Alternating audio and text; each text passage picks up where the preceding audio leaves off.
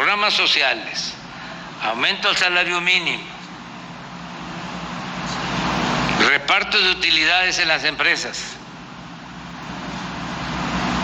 Pregúntale a los mineros de Fresnillo, de Plateros, cómo era el reparto. Nada más de un año a otro pasó el salario, el reparto de utilidades de los trabajadores de 100.000 millones a 200.000 millones. Reparto de utilidades. Y las remesas, que han crecido muchísimo. Entonces, todo eso nos ha ayudado mucho a enfrentar la crisis externa, la crisis de la pandemia y la crisis por la guerra de Rusia y Ucrania. Eso, y también, ya lo he dicho en otras ocasiones, el que México es un país muy atractivo para la inversión. Está considerado entre los 3 países más atractivos para invertir en el mundo. Y por eso está llegando la inversión extranjera como nunca. Es inversión extranjera récord. Todo esto nos está apoyando mucho. Entonces, en el caso de Zacatecas vamos a seguir. No descartamos lo de la federación. Pregunta, presidente, de la obra de infraestructura, ¿se ha hecho ya la demanda de un hospital de tercer nivel o en este caso alguna mega obra como la ampliación a 4 carriles de la carretera Zacatecas-Aguascalientes por autopista? Se está analizando, vamos a ver cómo seguimos ayudando a Zacatecas, porque también el propósito que tenemos es no dar a diestra y siniestra concesiones para ampliar carreteras, para construir autopistas, si las va a pagar la gente. Eso es fácil. Pero el pueblo ya paga sus impuestos. Entonces hay que hacer obras, procurar que el mayor número de las obras que se hagan, pues no se tengan que pagar. O sea, que no sea un doble impuesto. Entonces por eso estamos procurando hacer mucha obra pública no concesionada, pero en algunos casos, cuando lo consideremos, vamos a ver si se amplían algunas concesiones. Porque es muy fácil, en el Estado de México es donde hay más autopistas, pero es donde cuesta más transitar, porque todo está concesionado. Todo está concesionado. Y eso pues no cuesta mucho, aunque antes hasta abusaban, porque no solo les daban la concesión, sino les daban presupuesto público. Y lo que ponían los concesionarios era muy poco. Si se tenía que hacer una autopista, la mitad o más era inversión pública y un 25% era inversión privada. Y así se quedaba la empresa particular con la concesión para cobrar 25 o 50 años peaje. Era un subsidio pues, oneroso. Entonces estamos cuidando todo eso. Pero sí vamos a seguir ayudando a Zacatecas, que tienen un buen gobernador nacional. Muy buenos días, presidente. Miguel Arzate, del Sistema Público de Radiodifusión del Estado Mexicano, Canal 14.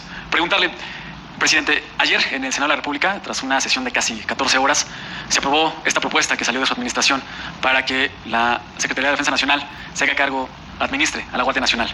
En esta sesión larga hubo mayoría de votos a favor, hubo 2 abstenciones. Una de esas abstenciones fue la del senador Ricardo Monreal, quien también en estos días pasados, hace poco, se habló que presuntamente buscó negociar con la oposición desde esta votación, de esta propuesta, como la dirección de la mesa directiva en el Senado.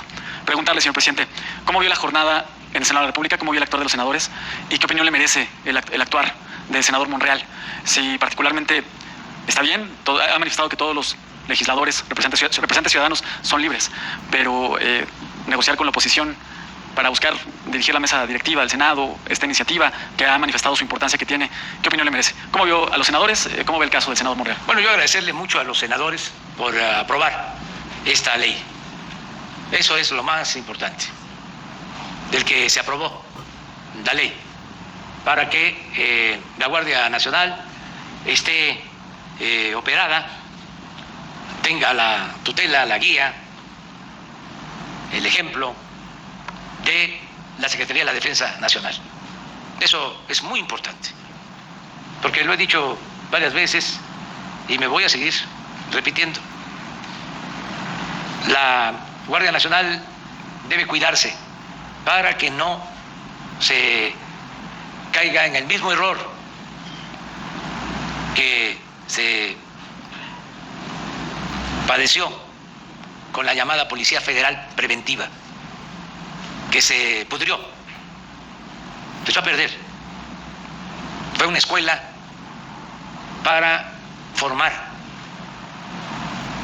a funcionarios públicos corruptos, deshonestos, violadores de derechos humanos. De ahí salieron García Luna, Palominos, todos esos. Yo no sé cómo hay legisladores que se oponen a que la Guardia Nacional tenga disciplina, profesionalismo, actúe con rectitud, con honestidad y que se respeten y no se violen los derechos humanos. Me tiene anonadado, diría mi paisano Santa María, sorprendido la actitud de algunos legisladores del conservadurismo, su nivel de cretinismo, la hipocresía. De repente, quienes apostaban al uso de la fuerza, violadores tenaces de los derechos humanos, se convierten en paladines de la justicia, defensores de los derechos humanos. Son unos reverendos farsantes. Entonces, qué bien que la mayoría de los legisladores actúan en forma consecuente, que no saben, ayer lo dije, lo repito, de que García Luna, el hombre fuerte de Felipe Calderón, su brazo derecho, y ahora no solo lo digo yo, lo dice lamentablemente un expresidente de Francia. Digo lamentablemente porque los extranjeros no tienen por qué meterse en lo que corresponde a los asuntos nuestros. Pero duele que tenga razón. Entonces, ¿cómo nos van a comparar? Ahí andan los de derechos humanos de organismos internacionales que guardaron silencio cómplice durante todo el periodo de masacres y de torturas y de protección a las bandas del crimen organizado. Nunca dijeron nada. Y ahora, muy preocupados por la militarización en México.